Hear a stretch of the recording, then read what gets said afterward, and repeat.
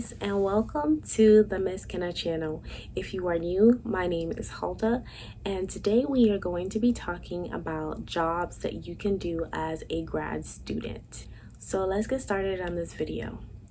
So let me start off by saying that I cannot tell anyone what they can and cannot do. You know yourself better than anybody, and I think there are some people that we know, or you might know, who are able to be full-time students and work full-time as well and do extremely well. And then there are others who are able to work full-time and they're extremely unhappy people, and they're also not doing so well. I think it's very important as a student to figure out the balance between working and being a student, and of course fitting in your personal life and family life and spiritual life all together. Getting a job can be extremely stressful right now, so I feel like if you're not in a position where you are saving for something, or if you don't need money for like bills or car payments or gas or just anything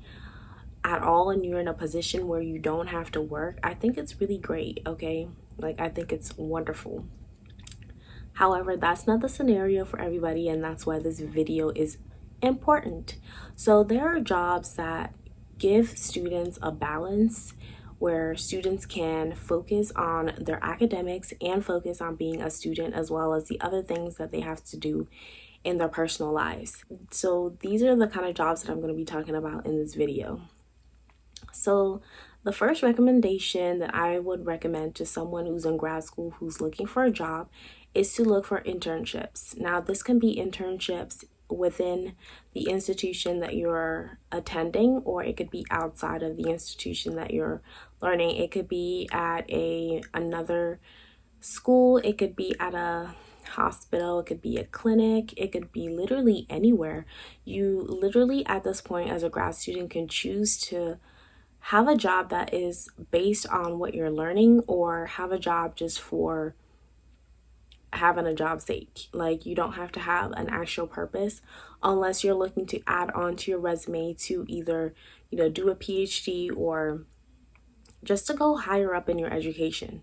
So I would recommend doing an internship. However, I understand that right now with COVID, a lot of clinics, a lot of outside institutions other than your institution that you're probably studying at are probably either not offering anything right now due to COVID, or it's very limited. And so there's a lot of competition. Well, an alternative to that is to get a work study job. Right now, staff is really low because a lot of people are balancing working at home right now, and they might need an assistant. So maybe your president or your vice president or secretary to the president is in need of a student who is closer to campus, who can make it to the office to either pick up calls or whatever. That might be a position that is open right now. And so that is definitely an opportunity that you can take as a work study position. So if you're not able to get a work study job or an internship, then I would recommend looking elsewhere. Depending on how much risk you want to take, and I literally mean the risk because risks are sometimes bigger, sometimes smaller, depending on what you're going for. So I would recommend being a medical scribe. Now, that's if you want to take the risk of working in a hospital or in a clinic. Medical scribe positions are very flexible. I believe you're only allowed to work probably 10 hours a week. I think I might be wrong. I might be wrong.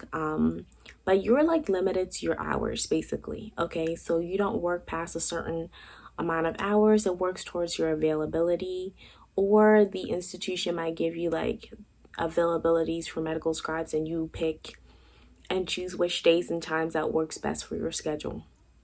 So overall, pretty flexible. Another alternative to being a medical scribe is working in a lab. Working in a lab right now might be putting yourself at risk.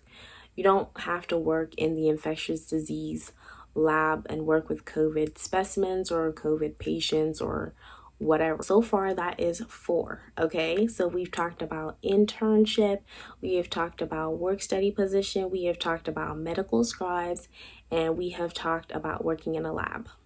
Now, if all of those are not of interest to you or you're not able to get a position, I would recommend a sales job. Okay, people who work in sales, it's just a very flexible position. Like, literally, even if you call off in the same day, sometimes they're able to find somebody to fit into, your schedule, literally.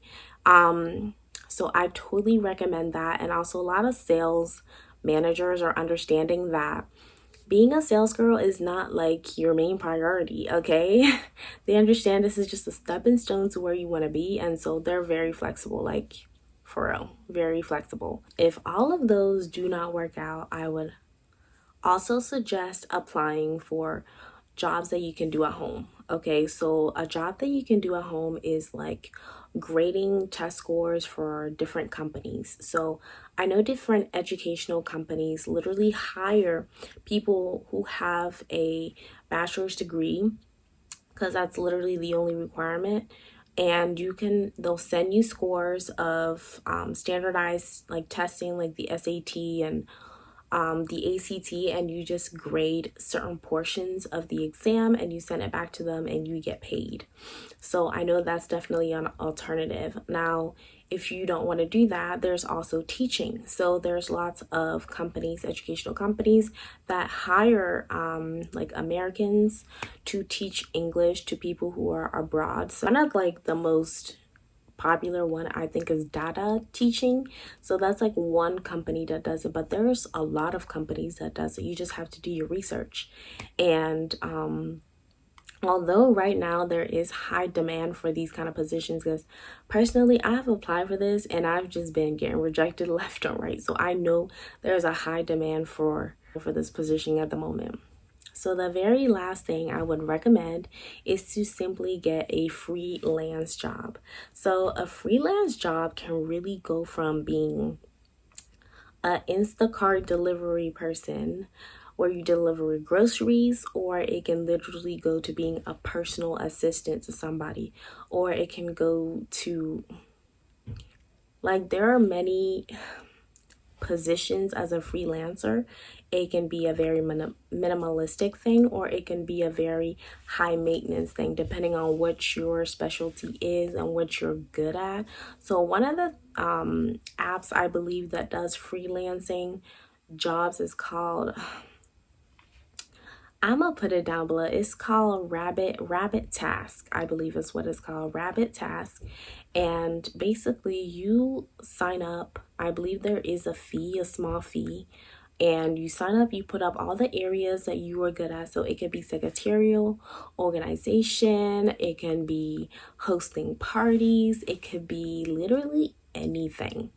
Personal assistant, secretary, typist, like, it can literally be anything. That's why it's called freelance, right? It can be anything. So whatever based on your skills, people will hire you to do things, and it's obviously at a rate. So it's like agreeable. You can literally talk people into what you want to get paid. So if somebody wants you to host their birthday party, you can literally negotiate for rates of payment using these freelance apps. And I would highly suggest that. I say sell your skills to the highest bidder.